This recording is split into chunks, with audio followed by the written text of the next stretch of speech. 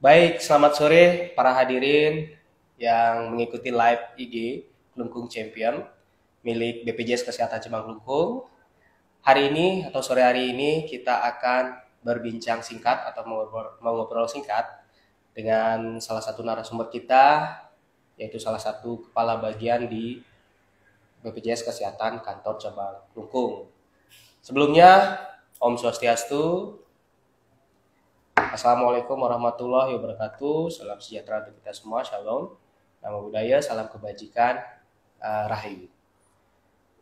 Seperti yang kita ketahui bersama, para hadirin yang mengikuti live IG sore hari ini, BPJS Kesehatan selaku penyelenggara program JKN KIS itu memiliki salah satu fungsi, yaitu kuratif atau manfaat kuratif. Nah, selain itu ada juga yang namanya manfaat promotif preventif. Nah, manfaat promotif preventif ini sifatnya adalah berupa pencegahan. Nah, salah satu pelayanan yang bisa didapat oleh peserta JKN adalah berupa pelayanan pap smear. Nah, tentu mungkin para hadirin ada yang sudah tahu atau mungkin sudah pernah melaksanakan pemeriksaan pap smear, atau juga ada yang belum mengetahui apa itu pap smear. Nah, untuk itu hari ini kita akan coba membahas secara singkat kaitan dengan pelayanan pap smear tersebut, tentunya dengan salah satu narasumber kita yang luar biasa yang sudah hadir di tengah-tengah kita, yaitu Ibu Katarina selaku Kepala Bagian Penjaminan Manfaat dan Utilisasi BPJS Kesehatan Kantor Cabang Klungkung. Selamat sore Ibu. Sore. Salam sehat. Apa kabar? Astungkare. Luar biasa sehat Ibu ya. Baik Ibu, tanpa menyita banyak waktu untuk mengefisienkan waktu, kita langsung saja nih Bu. Kita masuk ke materi pembahasan kita sore hari ini kaitan dengan pelayanan pap smear yang diberikan oleh JKN kepada peserta JKN. Yang pertama, seperti pembukaan tadi, tentunya masih banyak yang bertanya-tanya apa itu pap smear Bu. Mungkin Ibu bisa jelaskan sedikit kaitan dengan pap smear tersebut. Silakan. Baik, terima kasih Gus Wira. Senang sekali saya bisa diberikan kesempatan untuk menjelaskan salah satu manfaat dari JKN.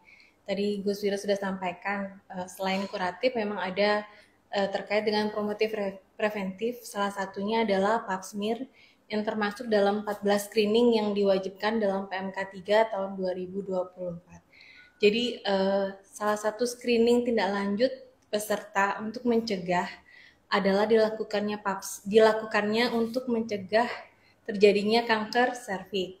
Salah satunya adalah dengan pap smear. Jadi pap smear itu adalah pemeriksaan khusus untuk peserta JKN yang aktif tentunya. Jadi pap smear itu dilakukan oleh tenaga ahli, biasanya oleh perawat, bidan, atau dokter. Jadi dia mengambil suatu sekret yang dilakukan untuk dilakukan pemeriksaan lebih lanjut apakah terindikasi peserta itu ada indikasi kanker serviks atau tidak. Baik, terima kasih Bu. Jadi para hadirin yang ikut live untuk sore hari ini, jadi program pap smear ini sangat penting Bu ya, karena Tentunya. mendeteksi salah satu penyakit yang mungkin termasuk penyakit yang mematikan Bu ya, yang salah satu mematikan di dunia. Ya, jadi kanker serviks para hadirin sekalian. Jadi program yang dihadirkan oleh JKN sendiri ini adalah program yang sangat luar biasa sebenarnya. Jadi sangat sayang kalau misalnya para hadirin melewatkan kaitan dengan layanan pap smear ini. Nah, berikutnya Ibu, siapa saja sih yang boleh ikut program pap smear ini? Tentunya kalau untuk pap smear ini pastinya untuk peserta adalah pastikan dulu peserta itu aktif artinya. Kemudian yang diperbolehkan untuk melakukan pap smear adalah peserta di atas 15 tahun. Kemudian sudah melakukan hubungan suami istri. Kemudian pastikan juga peserta ini memang sudah siap untuk dilakukan pap smear. Kadang pula ada juga yang tidak berani untuk dilakukan pap smear karena mungkin seperti tadi Gus Wira bilang, mungkin ada yang keraguan-raguan ketika ingin diketahui apakah ada indikasi atau tidak. Tapi pastikan karena ini penting untuk dilakukan preventif sebelum diketahui misalnya terjadi keganasan, lebih baik kita mencegah sebelumnya. Baik. Jadi tidak sembarang orang Bu ya, atau tidak sembarang wanita yang boleh ikut program Pasmir ini. Jadi seperti yang Ibu jelaskan tadi, kita harus memastikan dulu pesertanya aktif seperti itu ya. Kemudian yang kedua usianya adalah di Di atas atas 15 15 tahun dan poin pentingnya juga adalah sudah pernah melakukan hubungan suami istri.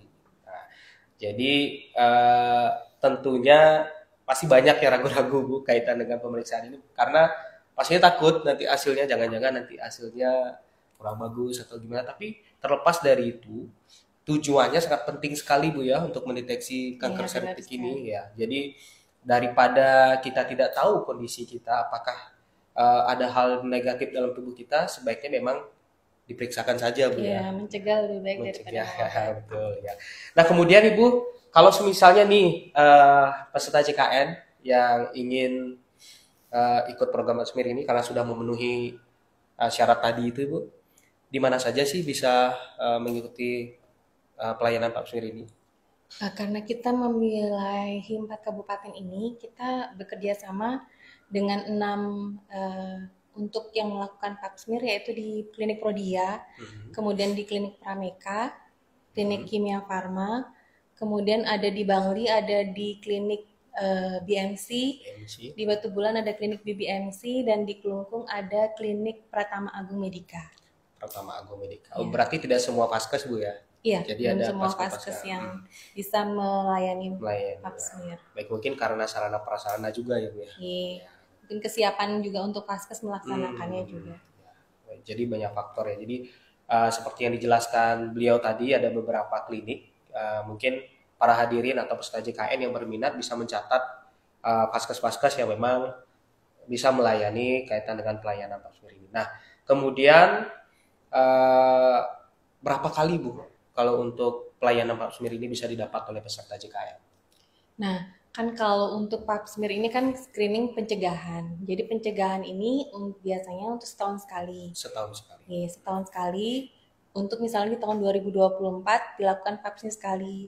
Bisa dilakukan lagi kembali untuk pap smear untuk screening di tahun berikutnya. Di tahun 2025. Oh, baik. Jadi perlu dicatat ya, pap smear ini dilakukan 1 kali setahun berarti Bu Iya, ya. sekali setahun.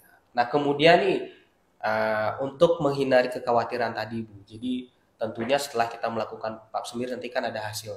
Nah, hasilnya ini biasanya dikirimkan melalui apa Bu? Misalnya mungkin kalau sekarang karena sudah masih teknologi mungkin pengirimannya bisa lewat WA atau bagaimana dan kemudian hasil itu nanti seperti apa Bu tindak lanjutnya? Biasanya kan karena ini data pribadi ya, kita juga melindungi, dan dari klinik-klinik pun juga sudah biasanya untuk administrasi mereka meminta nomor telepon yang bisa dihubungi. Nomor telepon. Untuk biasanya hasilnya kan 1 kali 24 jam dikirimkan lewat seperti tadi Gus Wira bilang, mungkin lewat WA bisa, email bisa. Nanti dari hasil biasanya dibacakan oleh FKTP, bisa menghubungi FKTP masing-masing dari peserta.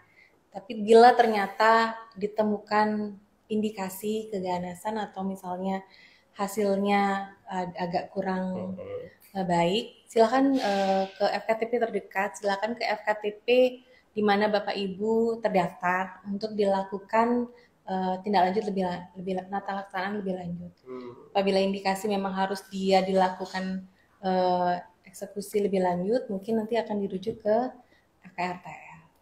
Luar biasa sekali Bu ya. Jadi memang sebenarnya pelayanan promotif preventif salah satunya yang pap smear ini sangat penting sekali ternyata Bu ya. Kalau dari obrolan kita tadi itu, nah sekarang mungkin yang urgent perlu disiapkan oleh peserta itu adalah tadi ya Bu ya, yang syarat-syarat ini dulu harus dipenuhi.